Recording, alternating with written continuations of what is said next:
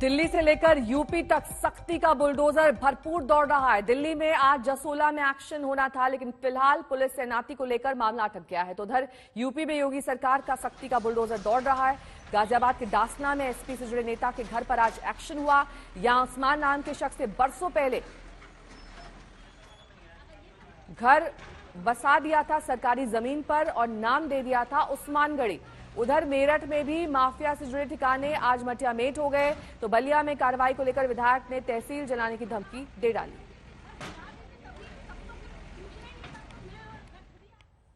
UP में अवैध कब्जों पर दौड़ रहा है योगी का बुलडोजर। जी हां, गाजियाबाद के डासना में सरकारी जमीन को हथिया कर बनाई गई अवैध कॉलोनी को बुलडोजर से ढहाया जा रहा है।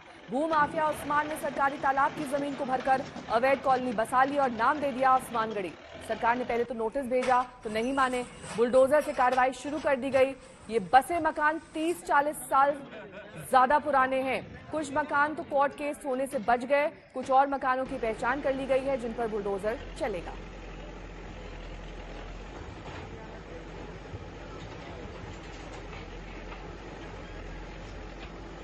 गाजियाबाद में डासना वो जगह जहां पर बुलडोजर की कार्रवाई आज देखने को मिली। ताबड़तोड़ कई मकानों पर एक साथ ही बुलडोजर दौड़ा। ये मकान दरअसल अवैध रूप से सरकारी जमीन पर बनाए गए हैं। इसे नाम उस्मानाबाद का दिया गया है। कई मकान जो गैर कानूनी है। उधर मेरठ में गैंगस्टर के अवैध कब्जे को सरकारी बुलडोजर ने ढहा दिया है।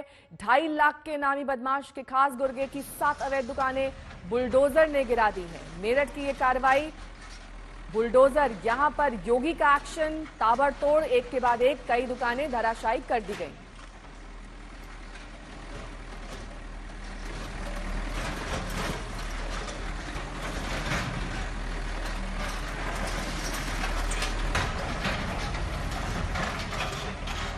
वहीं बुलडोजर की कार्रवाई से नाराज इन दुकानों के मालिकों ने अपनी आवाज बुलंद की। जहां पर सरकारी तालाब थे वहां पर आज मकान बन गए हैं, जहां पर सरकारी जमीन थी वहां पर एक के बाद एक घर बना दिए गए हैं।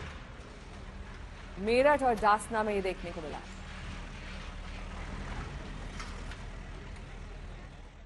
वहीं बलिया में बीजेपी विधायक केतकी सिंह ने बेकाबू तेवर दिखाए, पूरे तहसील को ही जलाने की धमकी दे डाली। सुनिए उन्हें।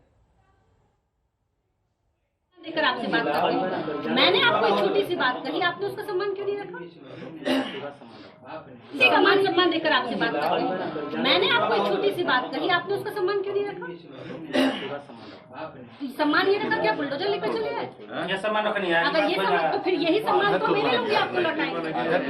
फिर इसी भाषा में, क्योंकि आपके पास था बुलडोजर की ताकत, आप लेकर चले आए। हमारे पास तो की ताकत।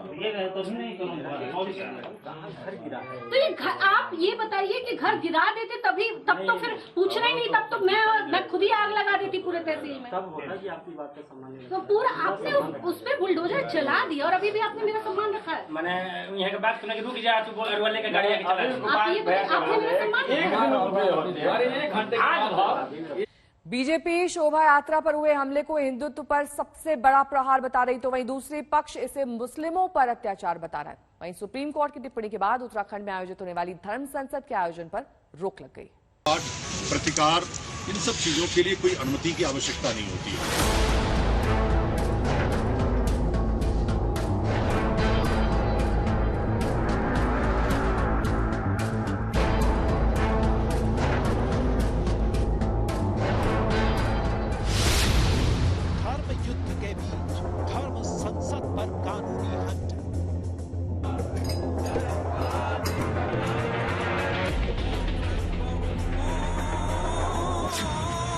हरिद्वार में धर्म वाली महापंचायत पर रोक। यहाँ पर एकत्र होना गैर कानूनी है।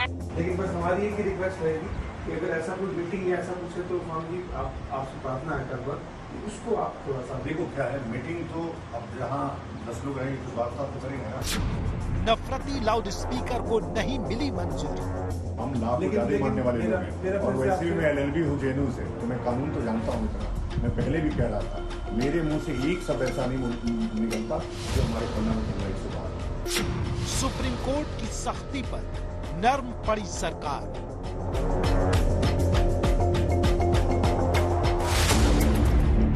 भड़काऊ गैंग का नया टेप आ गया है। अब आप भी हमारा अनुरोध स्वीकार करिए। आप कल सुबह तक इमाम को गिरफ्तार कर लीजिए, हम नफरती जुबान, बाबा की भड़काऊ दुकान। अभी जहरीली जुबान वाले कालीचरण महाराज को जमानत पर जेल से बाहर आए ज्यादा दिन नहीं हुए। मोहनदास करमचंद गांधी ने सत्यानाश किया। और नाथुराम गोडसे जी को नमस्कार है।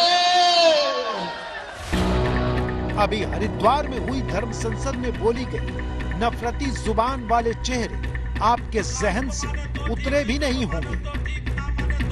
झूठी बातों में बच्चों फंस मत जाना। ज्यादा से ज्यादा बच्चे और अच्छे से अच्छे हथियार यही तुम्हें बचाने वाले हैं। अभी अजान और हनुमान चालीसा पर राष्ट्रव्यापी घमासान खत्म नहीं हुआ। हरिद्वार धर्म संसद का आयोजन होना, हिंदू और हिंदुत्व पर भाषणबाजी होनी थी, लेकिन मंच सजता, लाउड स्पीकर बजता, उससे पहले ही सरकार का मंटर चल गया। धर्म संसद तो नहीं हुआ, आयोजकों को एहतियातन हिरासत में ले लिया। हिरासत में लेने की जरूरत क्यों पड़ी? मंच के लाउड स्पीकर से कौन सा टेप प्ले किया जाता, उसका ट्रेलर आप बहुत गौर से सुनिए। मैंने जिलाधिकारी और एसएसपी हरिद्वार को डरा हुआ पहली बार देखा। ये लोग, अब सोचिए, हम शांतिपूर्वक एक पंचायत कर रहे हैं, एक महापंचायत कर रहे हैं, उसमें उसके आयोजक और काली सेना के राज्य संयोजक स्वामी दिनेशानंद भारती जी को पुलिस आती है और कहती है कि उच्चतम न्यायालय का आदेश है कि ये पंचायत नहीं होगी।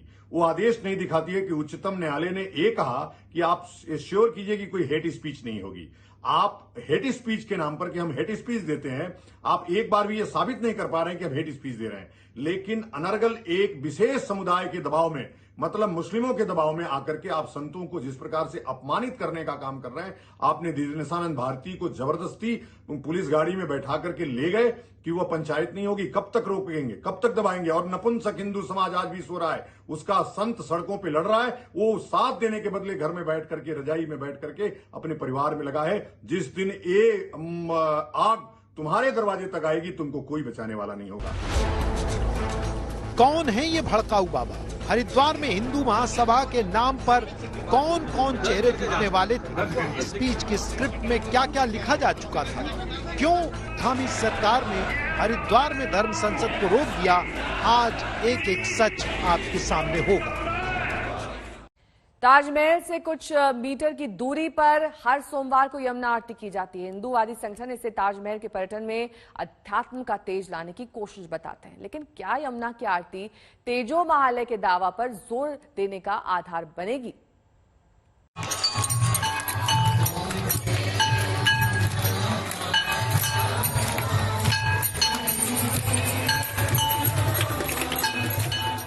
सूरज ढलने के बाद और अंधेरा होने से पहले आगरा में ताजमहल के गुंबद हर सोमवार को यमुना आरती की लौ में देखे जा सकते हैं।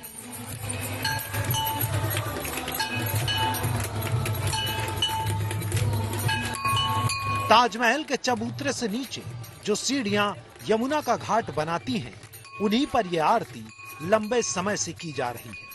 मकसद ये कि ताजमहल के पर्यटन में अध्यात्म का पुट दिया जा सके। यहाँ पर हमारे सभी भक्तगण, सहयोगीगण, मित्रगणों के द्वारा काफी समय से प्रयास किया जा रहा है कि हमारी यमुना मैया की आरती को एक विश्व का स्वरूप दिया जाए।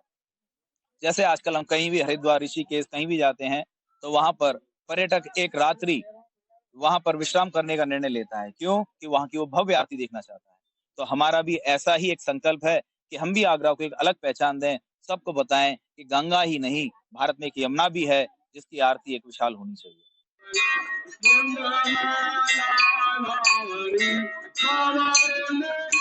इस आरती के प्रति कुछ लोगों के मन में शंका भी रहती है। कहते हैं कि ये ताजमहल पर तेजो महालय शिव मंदिर के दावे को मजबूत करने का काम भी कर रही है।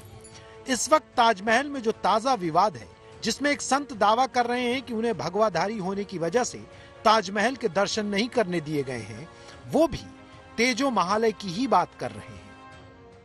जो है जिसको लोग ताजमहल कहते हैं, वह ताजमहल नहीं, शिव मंदिर तेजो महालय है।